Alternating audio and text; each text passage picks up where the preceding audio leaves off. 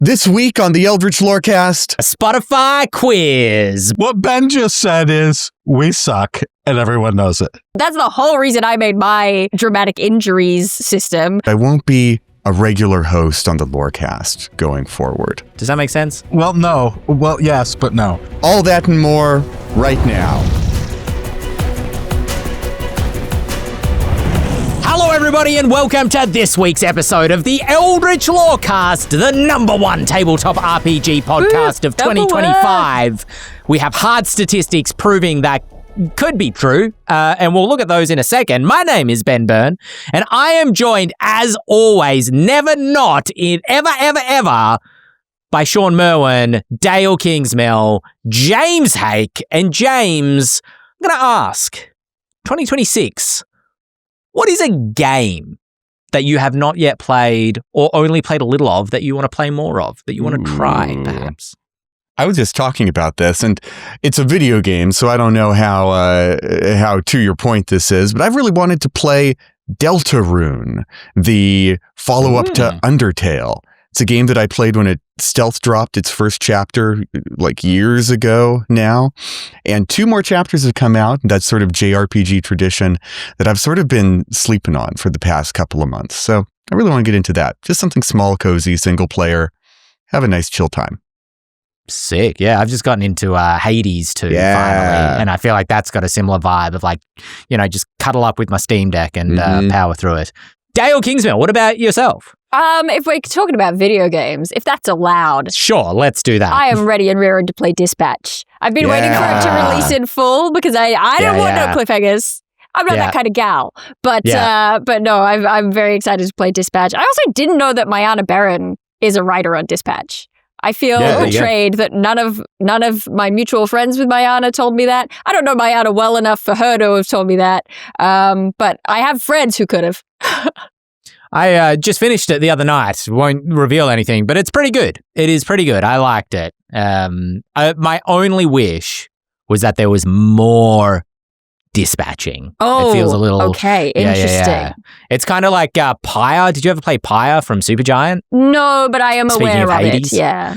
Yeah, the thing, like I enjoyed the story in Pyre, but I never finished it because I just felt like there wasn't enough game in Pyre, to keep me going. Shawn, what are you going to bring up for me to also comment on? Shawn Merwin, what is a game that you're looking forward to playing? Doesn't have to be a video game, just for the record. The video game I'm looking forward to playing most is Baldur's Gate 3. Yes. I cannot wait. And maybe this year I will get the console. I feel like you're joking, but I'll have you on stream. Not joking. RPG-wise, I want to start playing all of these games on my shelf. So they're not 2026 games, but they're like Shadow of the Weird Wizard and more Daggerheart and more Draw Steel and maybe Cosmere. And seeing what everyone's been talking about and working on for the last 2 years before I even consider what's coming in 2026. Fair. I agree. I would like to try Daggerheart, and maybe some Draw Steel and Shadow Dark, actually. Shadow Dark is high on my list of games that I would like to give a crack at. I also have a format for 5e in terms of a campaign that leans heavily on the Bastion system and kind of, I don't know that I'd call it a player-driven campaign necessarily, but just one where the players really, have a lot of ownership over the at least a corner of the world, so to speak, that I want to try. I'm calling it my no prep campaign style. We'll see how that goes. But before we look ahead to 2026, I can count. Let's take a quick look backwards at 2025 with our Spotify Wrapped. Woo! That's right, Spotify, who hosts our podcast, used to be Anchor, then Spotify bought them because media conglomerations. Please don't take us off Spotify. They gave us some statistics. Most of it, useless. Some of it, mildly interesting. So I thought I would set up, that's right, a Spotify quiz. Here we go. This is a trial by fire for new editor. Yeah, exactly. Good luck. Good luck, G-Bert. Actually, I think Danny's maybe taking care of this one. So good luck, Danny. Well, Dante as well. Look, we've got a whole team now, momentarily. The squad. That's what we'll call them. That's what we'll call them. Good luck to the squad. All right, there are 5 questions in this, starting with country. What are the top 5 countries, in order, if you can, that the Eldritch Lorecast listeners originate from? Or are listening to us inside of, actually. Is this by sheer numbers or percentage, or? I'm assuming it is by sheer numbers. I'm buzzing in. Because I suspect that it's going to be similar to my distribution and shifted. So I have the advantage of my own analytics. I'm going to say USA is probably number 1. I'm going to say Australia is in the top 5. Okay, that's not really an answer, but sure, go on. I'm going to say, we're saying the top 5, right? Yeah. I don't have to do them in order? But Australia is in the top 5, is not like where are you placing it? Do you want me to place them? Yeah, let's go. Australia. I want to do it 3rd. Okay. Oh gosh, because I'm going to say the top 5 is going to be US, Australia, Canada, UK. I have a weirdly huge like Scandinavian sort of region following. Sure. Maybe it's not that weird. I think they're just into TTRPGs. So I'm going to say like Denmark is the 5th one. And I'm going to go US, Australia, UK, Canada, Denmark. Okay. You are incorrect on the order. And you're also got all the countries correct except for 1. Okay. But it's Denmark. Okay. It's Denmark. My order is going to be US, Canada, Australia, UK, and then let's just throw something out there. Let's say Germany. Germany's number 5. Correct. What? Oh, sorry, Shawn. Correct. It is Germany. Germany is the 5th one, but wrong order. Shawn, can you get the order in? I would then go US, UK, Australia, Canada, Germany. The closest, but not quite. Yeah. It is USA, United Kingdom, Canada, Australia, Germany. Where all me mates at? Gotta, come on, Aussies. This is because we keep not converting the time for the sake of Perth, isn't it? Yeah, probably. All the Perthians are not... Perthites? What are they even called? We don't. It's not important. No Iceland. Well, this is why your Australian listenership is down, that's Ben. Right. You keep dismissing the Perthy. Did you know that Mastering Dungeons is huge in Iceland? Really? We're in like the top 30 podcasts in Iceland. Wow. I don't know why. Shout out to Gavi from Mystic Arts. I'll bet he's doing it.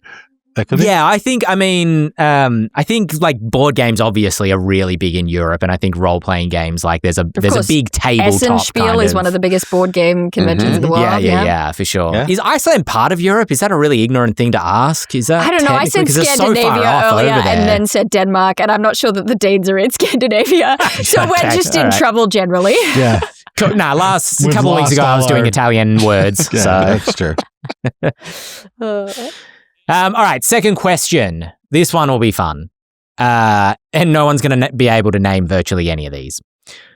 What are our top 5, and yes, Spotify has all your data. What are our top 5 musical artists are our listeners listening to? Okay, let's just treat this as a population map. You can even get 1. The first part of demographics is population map. So let's put Taylor Swift on there. And then the second part of the demographic is, but the second part of the demographic is TTRPG nerds. How often are they playing? Are we going to get like a Hans Zimmer in there? That's pretty good, actually. That's very smart. You are thinking along the right tracks, but there is no Hans Zimmer. Let's continue along my path and throw Sabrina Carpenter on there. Incorrect. Tay-Tay beaten out Sabrina Carpenter. I was going to give a nickname, but I thought better of it. Also, I'm trying to remember any musicians. I was going to say. It's like Midnight Syndicate on there from that D&D album they did. Yeah, I was trying to think of... That literally made it onto Justice Armin's Mine is like 25 to 35 or something. I actually didn't note that down because it wasn't in the Wrapped, but it's because I can see that all the time. But it just changes what they're listening to. I think maybe I'm thinking of YouTube, but I think like our biggest demographic is like 24 to 35. Okay. Or 25 to 34 is probably actually how Now I don't know how I'm going to use that to help me because I don't know what people my age listen to. Hey, Dael, what was on your Spotify Wrapped? Yeah. I didn't have a Spotify Wrapped really because I listen to YouTube music because I have YouTube Premium. All right, let's go through this. This is pretty eclectic. Let's go 1 to 5 instead of 5 to 1. Number 1 was George Rivera Harans. Very well known. Basically does like atmospherics. So not like the D&D players. They're a composer. Yeah, exactly. Yeah. Number 2 was Taylor Swift. Is he the Epic the musical guy? Yes, he is Epic the music guy. Oh, that tracks. Number 2, Taylor Swift, which can't slow Tay-Tay down, apparently. And now this is where it gets very, like, Taylor Swift's up one end of the spectrum, and this next one's way down the other end. If you've heard of this band, Sleep Token. Oh, yeah. I like Sleep Token. Sleep Token was on my YouTube Music Wrap this year. Dude, Dael, do you know Sleep Token? Not even a little bit. Okay, so Sleep Token, they sit somewhere between Avenged Sevenfold and Guar in terms of their aesthetic. Got it. Because James, maybe you explain. They're pop metal. Right. I don't love metal music, but they are sort of a little bit poppy and a little bit hip hoppy, and they sort of take the edge off it for me a little bit. And they've got a bit of the Ghost vibe too. If you know Ghost, the very sort of like occult rock band, they've got this cool sort of pagan occultish. They like Bloodborne, so a lot of that sort of moon alien imagery shows up. They're good. I like them a lot. So they're vibe is that their members are anonymous. They all wear masks. These kind of like, fantasy looking horror style, like almost like Bloodborne boss monster arts masks. And they call themselves, the lead singer is called Vessel because they are all a vessel of a deity called, I think, music or no, called... I don't know. Anyway, I don't know their Sleep lore. Token... Sleep Token fans get in my comments, I suppose. They seem cool. I want to listen to them. Listen to but Hypnosis. That was like so far down the other end. Hypnosis is my favorite song of theirs. It's pretty rad. Gotcha. All right, I'll note that down. Number 4 was Linkin Park. That feels right. Yeah. And number 5, Jeremy Soule. Who's a soundtrack composer, I think did Skyrim. Got it. So that also Skyrim, makes a lot of sense. Oblivion, Morrowind, and the Harry Potter and the Sorcerer's Stone game for PlayStation 1 that I played as a kid. And Freddy Our Fish. listeners know what they like, and what they like is background music. This next one nobody's going to guess, so I'm just going to fire through it. It is top audiobooks that people listen to. Tell me more. Number 1, My Guide to RPG Storytelling by Aaron Christensen. I don't think that makes sense. Know that gentleman. Number 2 is The No Prep Game Master by Matt Davids. Is Dungeon Crawler Carl on that list? It is not. I've heard a lot of people talking about this, sort of the spear tip of RPG lit fiction novels that lean really hard into a sort of game identity. I'm going to come back to that in a second because you said something there that kind of caught my attention. Number 3 is All Systems Red by Martha Wells, which is the first book in the Murderbot series, I believe. Number 4, Mistborn by Brandon Sanderson. And then number 5, We Who Fight with Monsters, a lit RPG adventure by Shirtaloon and Travis Deverell. What's a lit RPG adventure, James? It's one that's really fire. It's lit. So I was introduced to this term by fans of Dungeon Crawler Carl, and also some book that Yahtzee Crawshaw wrote recently. I don't remember what it is. Is it just a novel based on an RPG, or does it have like rules? Is it no, a choose so your it's own not like a adventure Forgotten loosely? Realms novel or a Warhammer novel where it's based on an RPG world. It's more like Delicious in Dungeon, except even more explicit in its RPG elements, where it's like people know that they are a warrior, a mage, or a paladin, and they often go through scenarios that involve classic RPG monsters, right? It's got a sort of level of meta commentary to it. which unfortunately quite turns me off the genre. I love fantasy, but I don't quite care for getting the gamist elements into the storytelling. When I play D&D, I want to do the opposite, to push the gamist elements to sort of the fringe. Fair. I agree. All right. Number 4, top shows, which I think is just podcasts. What are the top other podcasts that people are listening to? Top 5. I'm Mastering assuming Mastering Dungeons. Not on the list. Oh. Shawn, they've betrayed you.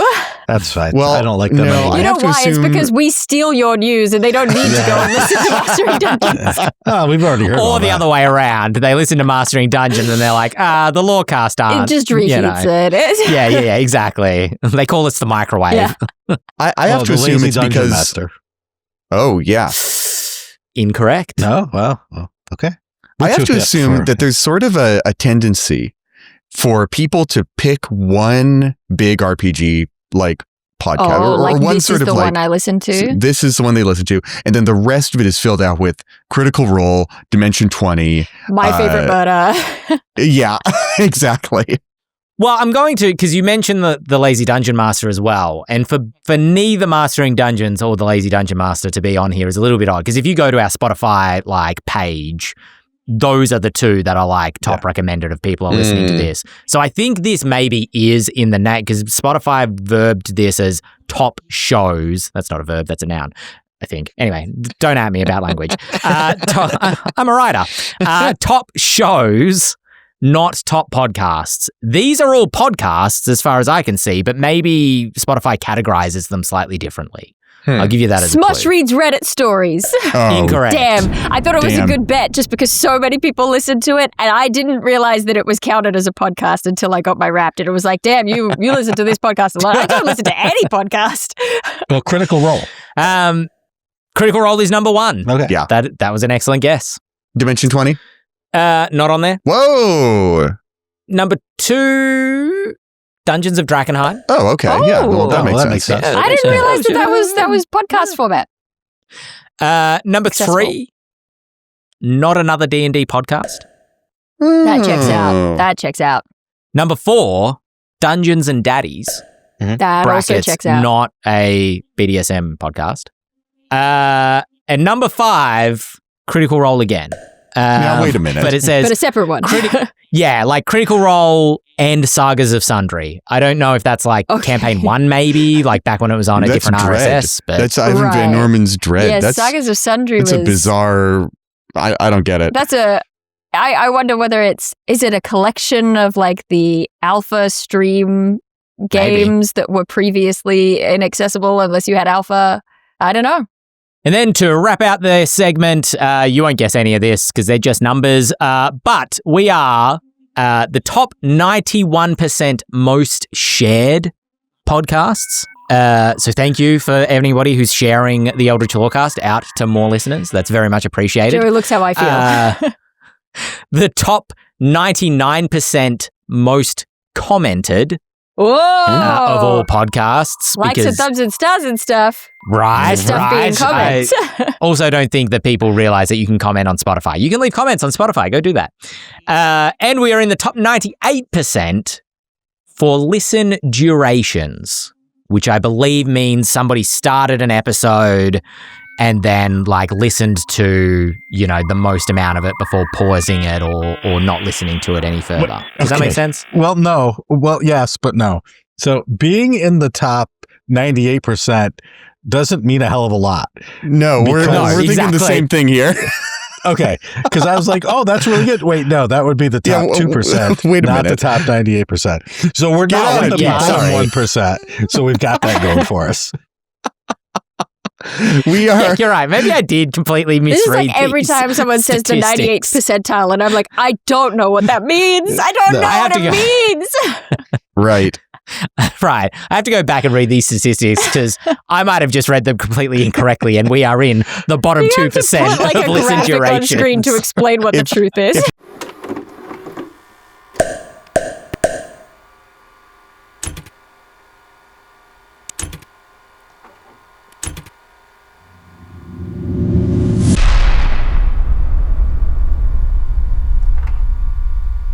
in the 99th percentile. That's counting down from the top.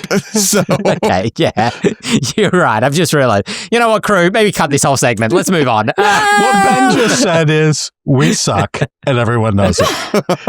So no, we have got indie underdog grassroots appeal.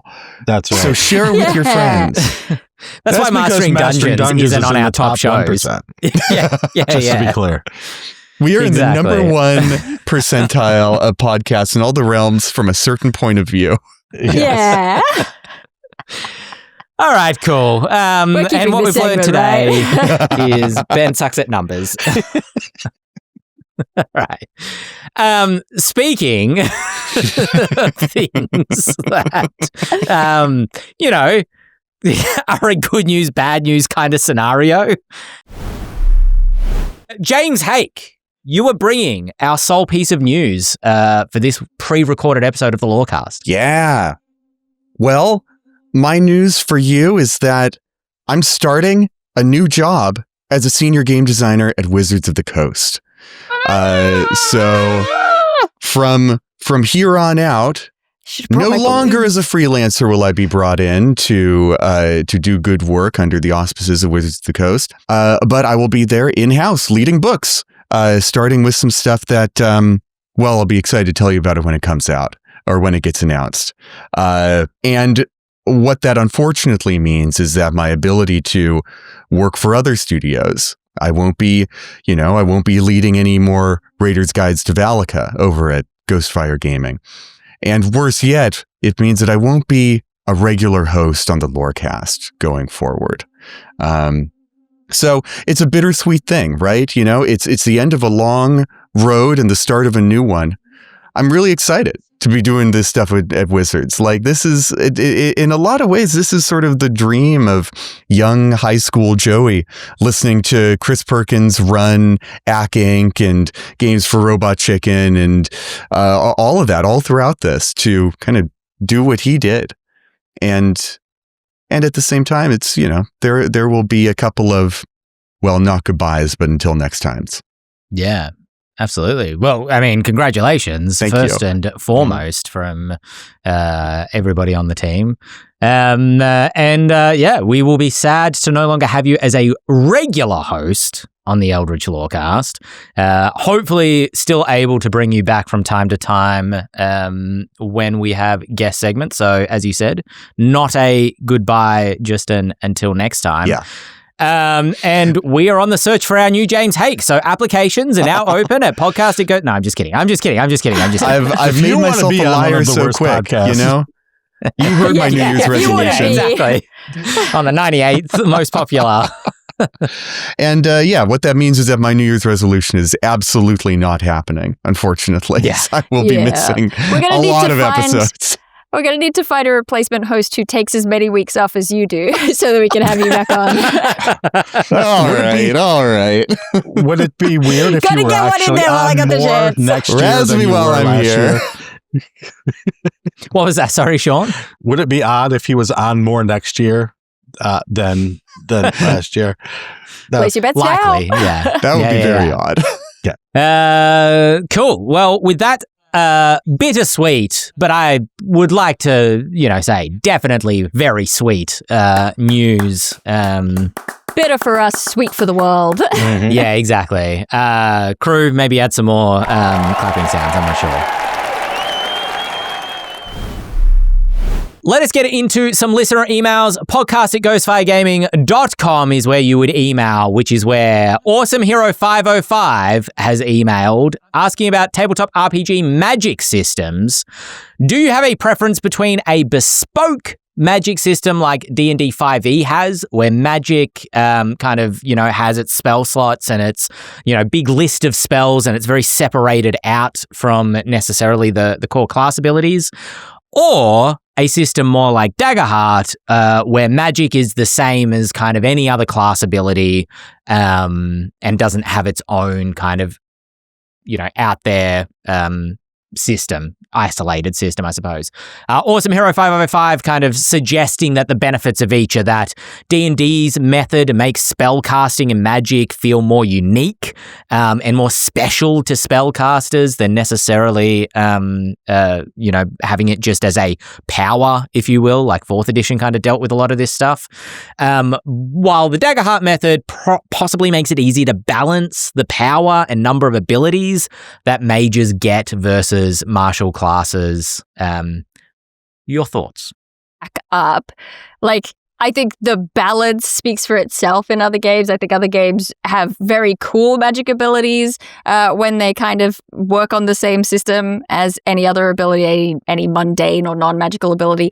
But I do love it when it feels different. I think part of it comes down to narratively within this setting, is magic meant to feel like a big deal? You know what I mean? Is it meant to feel like a different thing is going on? Is it meant to feel dangerous or feel special or feel whatever apart from the ordinary? And if that's the case, I feel like, I guess it kind of fits into ludonarrative stuff, right? In terms of if you're doing the same thing as you are always doing with the dice or with the cards or with whatever mechanic you're using, then it's going to feel like it's a very ordinary part of that setting. Whereas if you are stepping outside of that mechanic and doing something new and separate and different, then it's going to feel new and separate and different. And so I'm kind of a sucker for that. One of the largest complaints about 4th edition was exactly this. People didn't like it because magic became the same thing that every class could do. As a fighter, I could do 1d10 damage and push the target 10 squares. As a wizard, I could do 1d10 damage and push the target 10 squares at exactly the same frequency, at exactly the same rate. And there was a revolt, and that was probably the largest pushback against 4th edition. Now we're seeing that similar thing in other games, and people seem to be more accepting of it. And I think it's just there is, as Dael said, this mind space that we get about this sort of power or this sort of class should be able to do things this way, whereas magic should be handled completely differently. The problem then is balancing the game. Because if magic is supposed to be this super powerful thing, then why would you do anything other than the magic? If you can change reality in tremendous, spectacular, fun, interesting ways, and I'm hitting the same thing with my same sword, doing the same amount of damage and having the same non-effects every round, why would I want to do that? And so that's how we get to things like spell slot systems. Or, speaking of Shadowdark, that's how we get to, you can cast spells, but guess what? You fail one roll and you can no longer cast that spell. And now you are not as powerful as the person holding the sword, who at least can do a D8 damage as opposed to a D2 damage, or whatever you are allowed to do now as a spellcaster in Shadowdark with what was at hand. So all of these things make it problematic no matter which direction you try to go. At some point, you have to limit the magic. And at some point, you have to raise up what other people can do to compensate for that sense of magic's power and fun. I hope that made sense. One thing that I've found playing games like Draw Steel or even World of Warcraft, which 4th edition was often accused of being a tabletop clone of, is that if your game is very into the tactical or, the gamey part of it, the game texture, then having magic and, non-magical abilities follow very much the same rules is perfectly fine. As long as there's a thin veneer of sort of flavor that makes it feel a little bit different, even if the mechanics are the same. For a highly gameplay-oriented game, that's A-okay.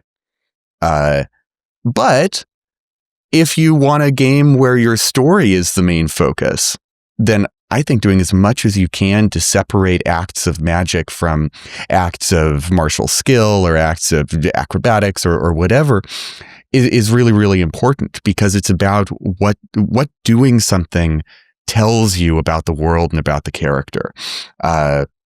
Which actually makes it really interesting to me that Daggerheart chose to go with the former approach rather than the latter, right? That's a bit of game design that tells you something about the priorities of the game that I think the broader understanding of the game ignores, right? People call Daggerheart a story-focused game, and I'm like, no, if it wanted to be purely that, it wouldn't have done the game design things that it did, right? So that's a cool way to look deeper under the hood of a game that you really enjoy. Why does it do these things?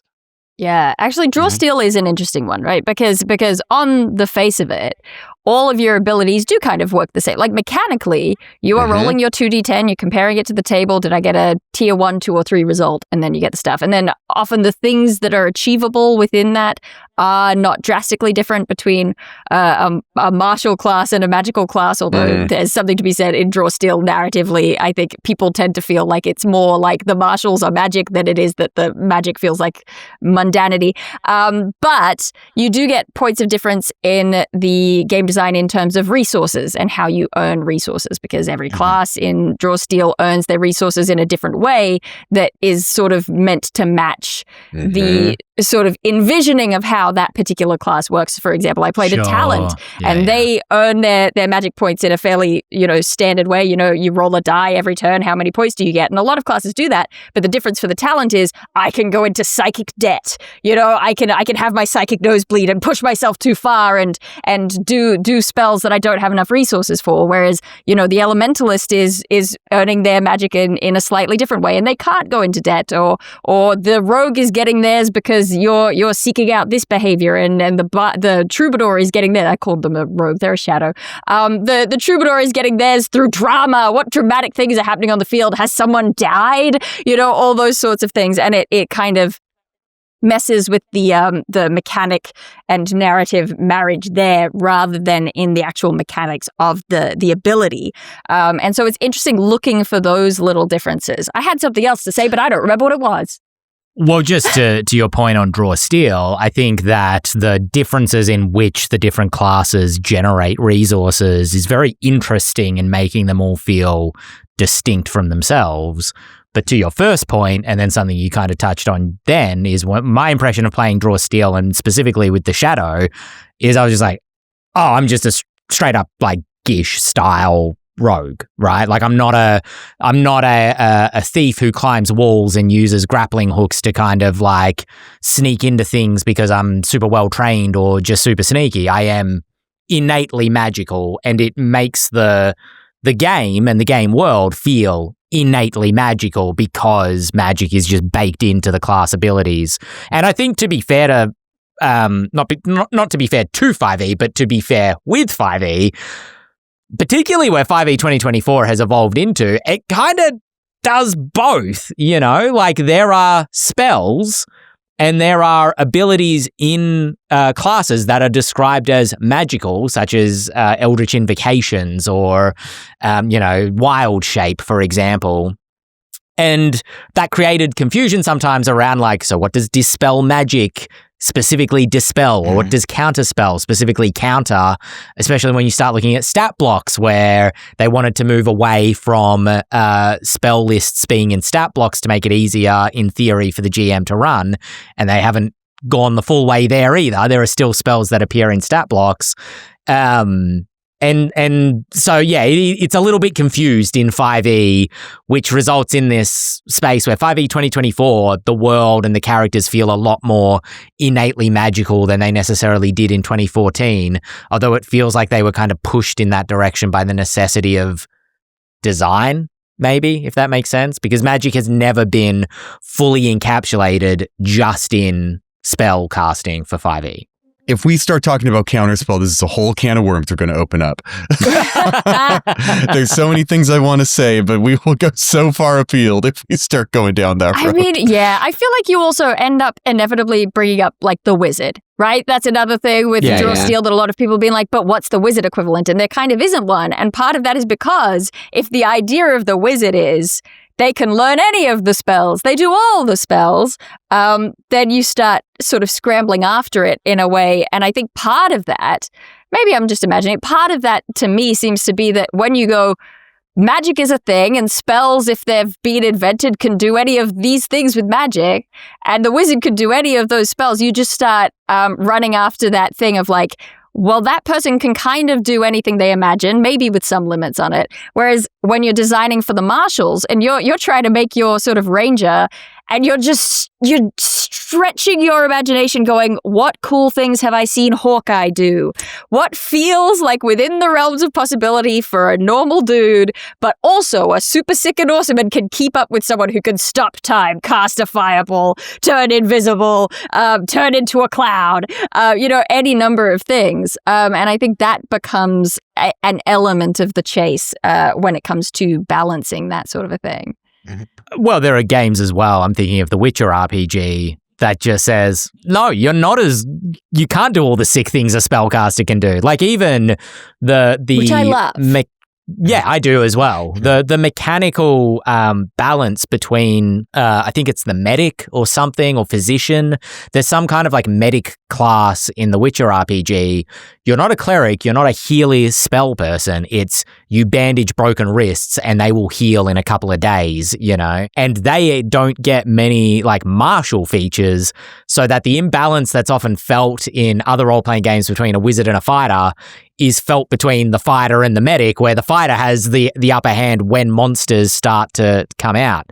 The flip side is, particularly Witchers, because in lore they're meant to be these hideous, like everybody hates them and distrusts them, they get like massive penalties to their ability to socially interact with those style encounters, whereas 5e, again, specifically is kind of the cultural touch point that everybody has, really tries to balance out even that sort of stuff, where a bard is much better and provided a lot more bonuses for social encounters. But as a fighter, you can still take feats or just choose it as a skill or background, however you want, to still be able to balance out your character to function well in social situations, That example of the Witcher RPG you bring up, Ben, is something that in theory, like as a game design bit of theory, I really love, because it's such a enormous separation of powers, right? D&D really works to kind of give the bare minimum amount of distinction, because everyone does kind of want to do a little bit of everything. So keep them real tight together. This pushes them way far apart to the point where I'm like, what percentage of all gaming groups, let's be real here, what fractional percentage of all gaming groups would want to play a game like that? Because I think if you get the right people to play that game, it would rule. It would be awesome. It feels almost LARP-ish in the way it does that, because in a LARP where you have 50 people or more, then you can have people doing really, really niche things because they really love that niche. But at a gaming table, a tabletop game where you've got like 4 people, like what happens in a scene? Like, how often does the medic really get to shine, right? And is it exciting when they do get to shine? Well, it's funny that you say that, because it makes me think of, ironically, for as crunchy as it kind of is, because a single attack is a full flowchart, you have to kind of want to be into storytelling as the primary thing that you're approaching that game for. Yeah. As opposed to like playing a board game together, which 5e combat often tries to feel like, because everybody can do roughly equal things. And so in the session that I played, I had only 2 players. One was a Witcher and the other was the medic. And the medic's not a bard necessarily, but they had to do all the talking with the villagers, because all the villagers were like, that mutant out there? Nah, screw that person. We're not talking to them. But then when it came to the fighting, then that's the moment the Witcher draws the sword and they have their cool moment, The medic's special moment isn't necessarily the healing. It is the social encounter, because that's the role they fill in the story, even if their character has different skills, The medic kind of filled the Dandelion Yaskia role for the Witcher we had in the party, though they were not a bard. I do think this is a sidebar. I do think that players have this drive. They want to be the medic, the field medic. The number of new players who I've seen sit down to make their first ever character, and they're like, I'm gonna take the healing skill because they want to heal a person, and then whatever game you're playing usually does not accommodate that for any. That's the whole reason I made my sort of dramatic injuries system. I don't know what went into the one that y'all over there did, but like there is that drive. People want those little bits. They want those moments, and I do think that there's something in the flavor of a world that becomes important. If you're D&D and you are trying to make something that is palatable and pleasing to as wide an audience as possible, you probably are going to want to make it a little bit more like zip zap boing Harry Potter Home Alone with Wizards magic. Whereas or like Charmed. I often think about the difference between Charmed and Buffy, right? In Charmed they're witches, but it's just they have superpowers. They just have superpowers and they're just like freeze.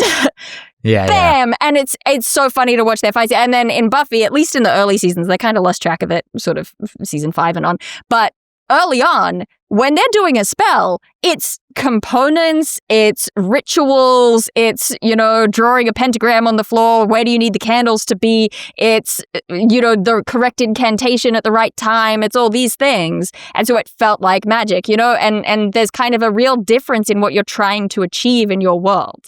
And it's like, I look at it and I go, I would love for a game where magic feels like, I don't know, from Guy Ritchie's King Arthur movie, right? Where there's like one magic user in the movie, kind of two with the evil siren ladies. But, there's one magic user in the whole movie, the sorceress. And she has kind of one trick in her bag, maybe two. And that's just, but it's like a big deal that she can do these one or two things. And I would love to play with a setting like that. But you have to balance it with finding your audience and sort of throwing that net wide. And I think it sort of makes sense to have broader mechanics for a broader setting concept to reach a broader audience in that context. It's why I've always wanted to play a game of Ars Magica, which is all about being a group of all magicians in a sort of 14th century Europe, because then if there's no one who's going to swing a sword in your game, you don't have to worry about balancing that. Your magic can feel as weird and esoteric as you want it to be because it doesn't have to fit into an action economy in the same way. If you're casting a spell as all incantations and rituals and components, then you can structure the flow of time in your game in a dramatically different way because it doesn't need to have any sort of parity with swinging a sword 2 times in the same turn. For sure. Yeah. And a lot of it has to do with the spotlight, right? In original D&D, you sat down with a party and you made your characters and you had to make sure somebody was the cleric. And if not the cleric, at least a druid, because they were the ones that could cast cure spells, not anyone else. And, we had to have the fighter to protect the wizard because at lower levels, the wizard was going to die from a cat scratch. You have to keep the cats away from the wizard so the cat doesn't kill the wizard accidentally. And so, but everyone, that's the real balance problem. We've just made it so that wizards can live too long. You're not wrong. Not people that work for wizards, but actual wizards, just to be clear. So the spotlight automatically through gameplay would go from, fighter protects everyone during this combat. Okay, now the wizard can go. The wizard throws their big spell. Yay, okay, combat's the thief just checking for traps along the way. They've got their spotlight. Oh, combat's over. Okay, now the cleric does their thing. And everyone got a piece of the spotlight, but you had to know when your time was. Right. And then everyone wanted the spotlight more. Or they wanted to have the freedom in the game to do different things. So we got multi-classing and we got, and then as we, move through 3rd edition, we get the ability to build a character that can do multiple things and multi-class. And it's all cool. It's all good, right? Obviously that was what the audience wanted because they gravitated toward that in a great way. And that makes the spotlight less fortified in only this way. So now the rogue could actually heal people if necessary, and the fighter could use the magic, and everyone felt like they could do whatever, but then it become the game master's job, not the story's job, but the game master's job to make sure that spotlight passed to everyone at an appropriate time.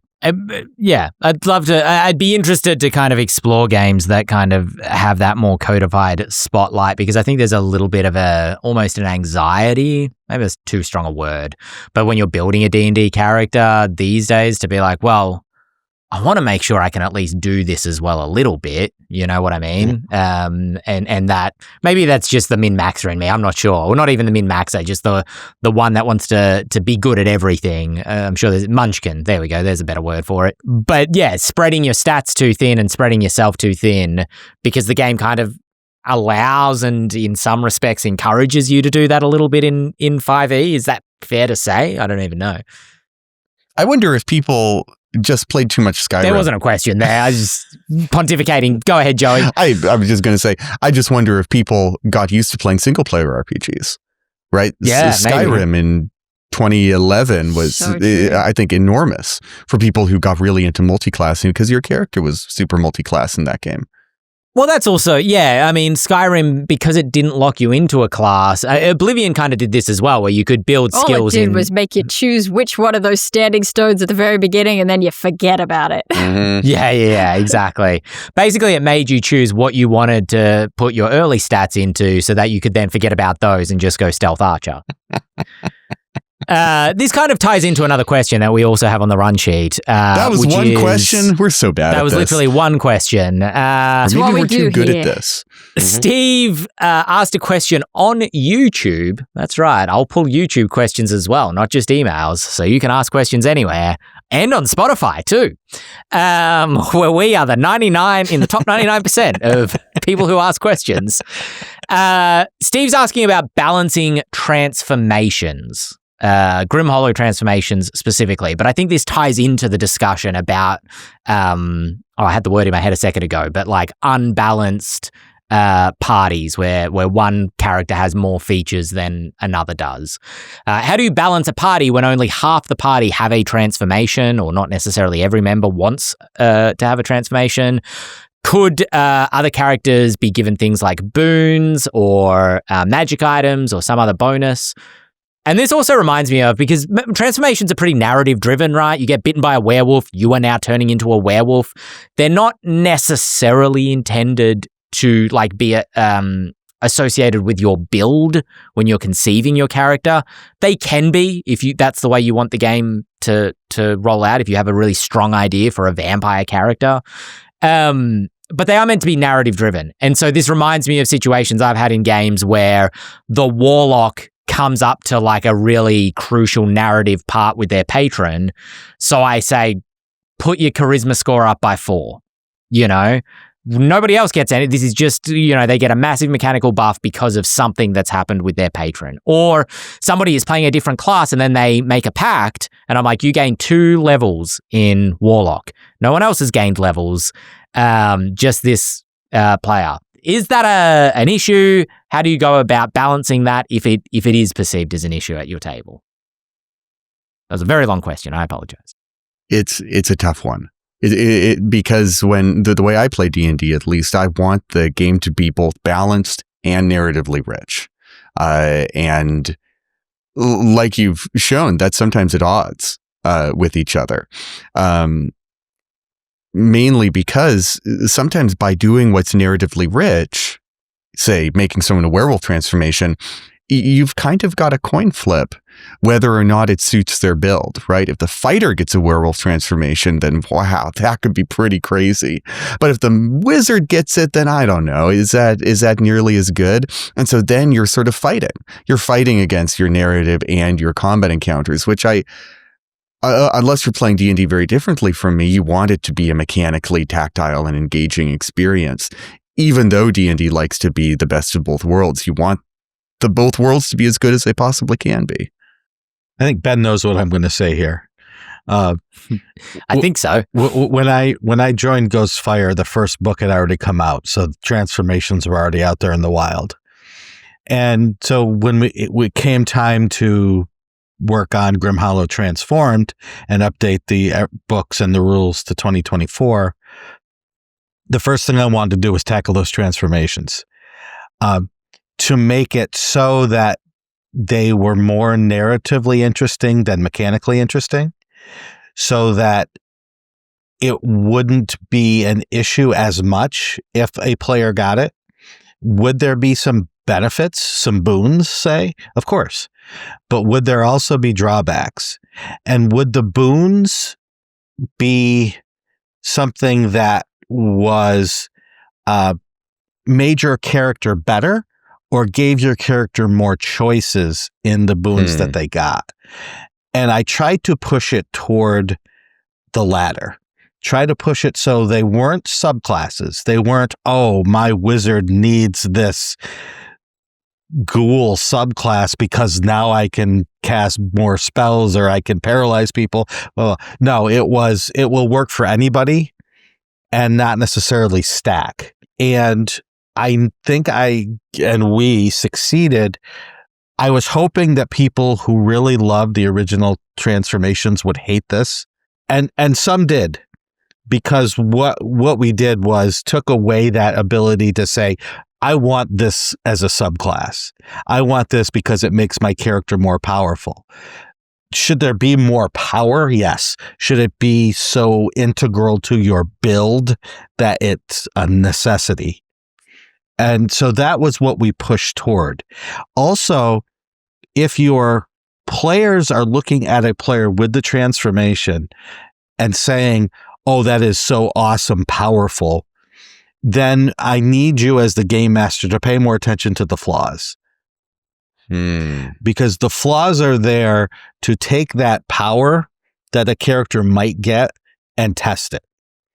And constantly have that at risk, constantly have that offset. So that doesn't answer the question specifically, but it hopefully will refocus the question to what is the purpose of the transformation and what sort of power are we looking at when a transformation is given.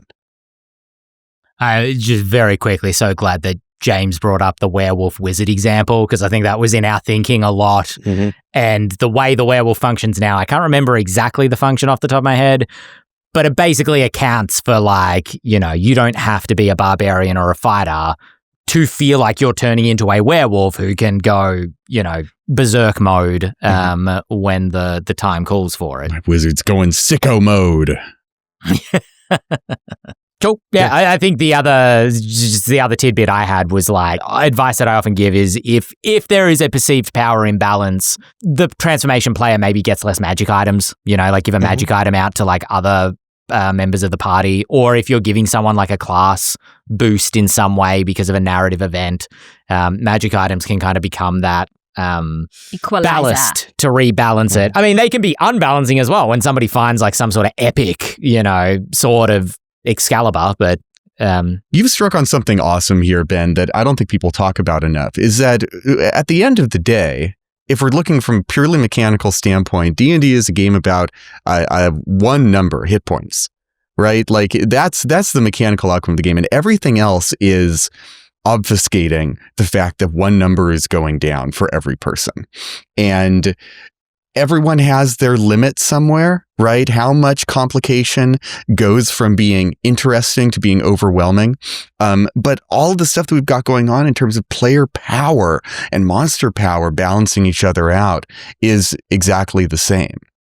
A transformation leads to a reduction in magic items. A new giving 2 warlock levels all of a sudden means that they don't find any loot in the next dungeon, right? There are so many ways to balance it out. And where people get overwhelmed is not knowing what the equivalencies are. And I think for a lot of people, the unfortunate answer to that question is no one knows what the equivalencies are. Games have pretended to know. I think 4th edition and 3rd edition D&D pretended to know what the equivalencies are between gold and magic items and class levels and all this stuff. But more often than not, they got it wrong. It just looked very right.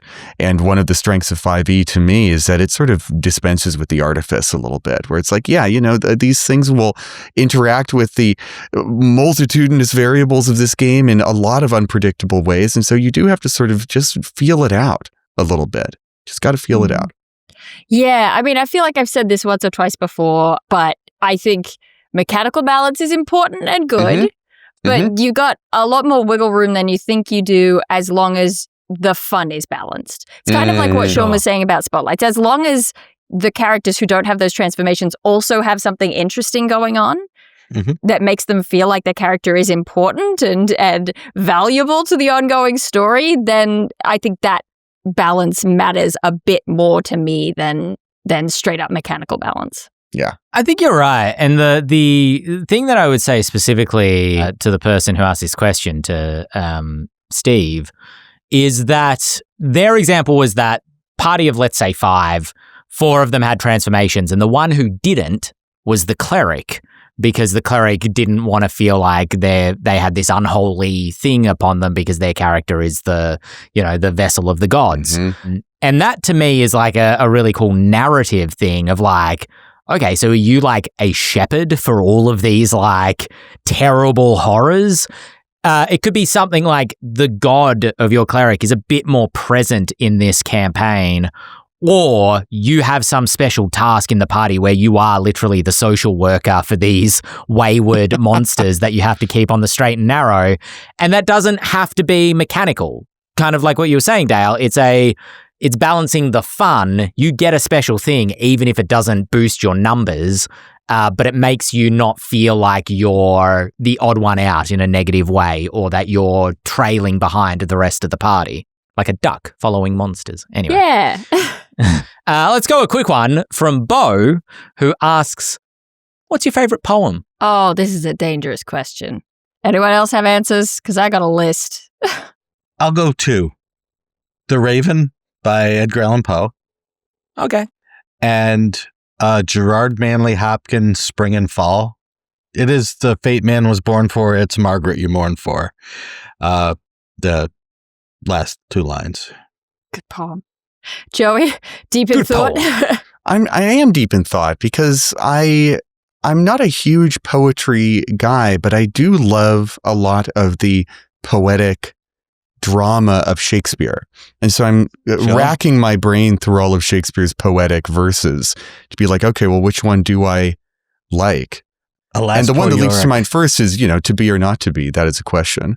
Whether it's nobler in the mind to suffer the slings and arrows of outrageous fortune, or to take arms against a sea of troubles and by opposing end them. It's such a low hanging fruit, but I played that role in high school. And the level of it opened a door in my mind. I'd always liked, older fiction. I loved the language of it, but there was something about the cadence of the way that speech in particular, just sort of like it's like almost like being rocked as a baby. There's a sort of like emotional, the internal sort of somatic quality to the way that speaking Shakespeare's words rather than just reading them affected me. So I don't know. Is that my pretentious answer? Kind of. I don't know. That's look, not pretentious stuff. It's one of the most famous, examples of verse in the English language for a reason. It's really friggin' good. Now, if you want pretentiousness, I am a poetry guy. I love poetry. When I was studying literature at university, I would pick any class that had a lot of poetry because it was kind of my jam, poetic analysis. So I've got a long list here of things. There are people in here. I've chucked in a couple of Australian icons. Banjo Patterson, really fun. Ern Malley is a weird one. Ern Malley is a hoax. He's not real. But it was an example of these two sort of a little bit more traditional poets were mad at the modernist movement in Australian poetry, and so they made up a fake poet and sent in his poems to the Modernist Poetry magazine at the time, and he was very celebrated in the magazine, and then they went, ha ha ha, he's not real. But actually, when you read Ern Malley's modernist poems, they're quite good. So it's like making a VTuber because you're mad at VTubers. Yes, you know, it is. like... And then actually being good at it. Like, actually the joke's on you. So that's fun. I've got a couple in here that are like Rainer Maria Rilke, Orpheus, Eurydice, Hermes is a great poem. Amy Lau. He is great. Midday and Afternoon, which is a prose poem, which I particularly love. Samuel Coleridge, Frost at Midnight is beautiful. Zong by M. Naborse Phillips is incredible visual poetry to look at. And then also, I mean, there are some in the mix like Lord Byron and Alfred Lord Tennyson, who I really don't like as people. And so I get really mad every time I read their poems because they are really good. It just pisses me off. Sorry, squad. But then I think I did sort of land on my three favorite poems. I think I would say The Second Coming by W.B. Yeats, The Love Song of J. Alfred Prufrock by T.S. Eliot, and No Worse There Is None by Gerard Manley Hopkins. Because Gerard Manley Hopkins, I'm sorry, you can have a different favorite poet, but Gerard Manley Hopkins is the best one. He is the poet. He's so good. He writes these Petrarchan sonnets in a sprung rhythm that no one can replicate. Like it's wild reading them.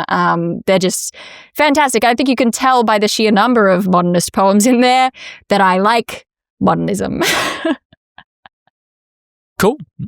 What's your favorite poem? I don't have a great answer to this. I'm not really a poem guy. I was like Mulga Bill's Bicycle. Are there any songs whose lyricism speaks to you, Ben? What's that, sorry? Are there any songs whose like verse lyricism speaks to you? Because like that's poetry. Yeah. I mean, sure. I mean, you know what? If I take that answer, there's two that spring out to me, which is, oh man, I'm not going to be able to remember their names, unfortunately. The Arcane Season 2 soundtrack is just absolutely incredible. I wish I had it, actually. I will get it in front of me because there are songs on that just absolutely destroy me, to be honest with you, such as I don't know if this is a real basic bitch answer to this like question. Like Remember Me from that soundtrack is really good. Rebel Heart I really like, just pardon me, because it's such a I think it's a really strong anthem. There's one other on here that gets me every time. I Can't Hear It Now, which is the second song, which plays over Caitlin's mum's funeral, is really, really good. And then also, actually, speaking of a really strong lyricists, Darren Korb, I believe, who is the musician for Supergiant, speaking of Hades, his work on both Transistor and Hades, both love music. What's that one song from Transistor, the credits song? I really like that one. Yeah, Paper Boats. Yeah, no, I'm actually thinking of a different one. You might be right that Transistor's credits song is Paper Boats. What am I thinking of? Smoke Signals. Yes. Yeah. Ashley Barrett, also a really great vocalist, who they work with a lot. So, yeah. And with that inspiration for you to absorb, that has been 2025. I always intend these to be like rapid fire mailbag episodes, these end of year episodes, and we always get snagged on one or two. It's a good thing. It's a podcast. That's what we want. It's better than the opposite. So going forth into 2026, new year, I'm sure we'll have things to announce coming in the new year. Hope you've enjoyed your 2025. Thanks for sticking around. Likes and thumbs and stars and stuff are always helpful. I feel like I'm meant to say something grandiose here, but I got nothing because I'm not a poet. My name's Ben Byrne.